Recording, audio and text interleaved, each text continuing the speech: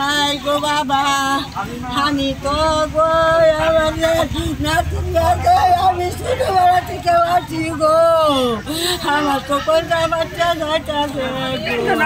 আমাদের ডেট ছিল, একটা ছিল 12 তারিখ, একটা ছিল 5 তারিখ।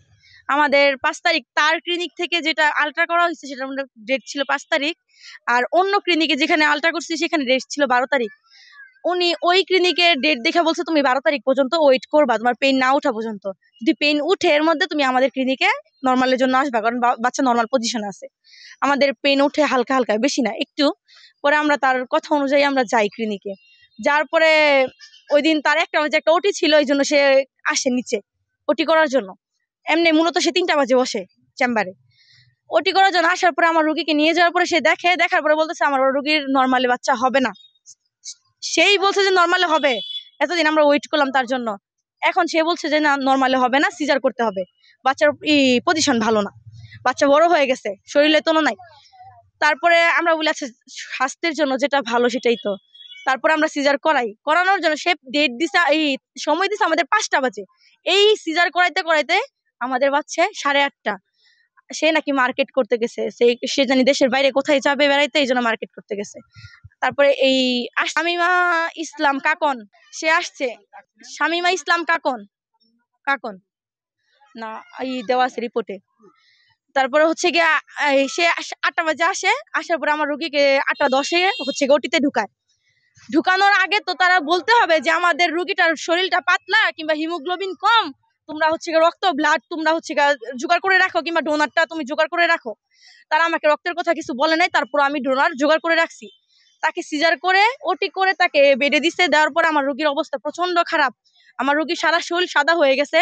আমার রুগীর মাথার বাম সাইডে ফুলে গেছে, মাথার রগ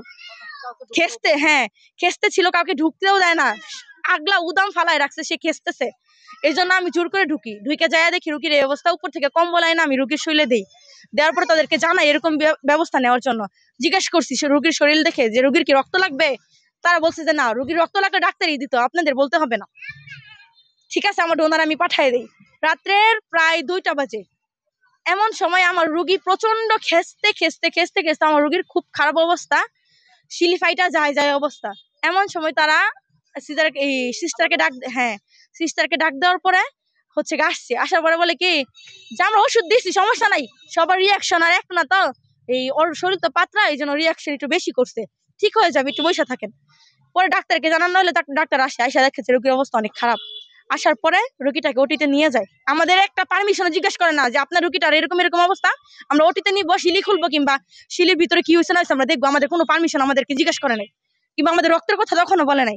তারা ওটিতে নিচ্ছে, নেওয়ার পরে শিলি খোলার পরে দেখার পরে রুগীর আরো ব্লিডিং হওয়ার পর আমাকে ইমিডিয়েটলি বলছে যে ডোনার লাগবে, রক্ত দেওয়া লাগবে।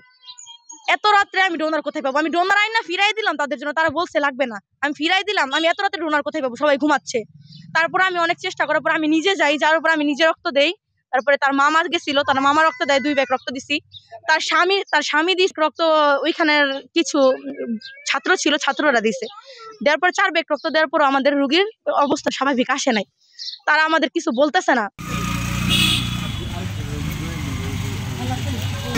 আমি গেছি সিস্টারে কইছি তোমার নাম কাকি, আমি কইছি ডাক দেবো সিস্টারে, ডাক দিছি না তুমি নাই বলি চলে ইংলিশে দিচ্ছি আমি যাই দেন পাবো আমার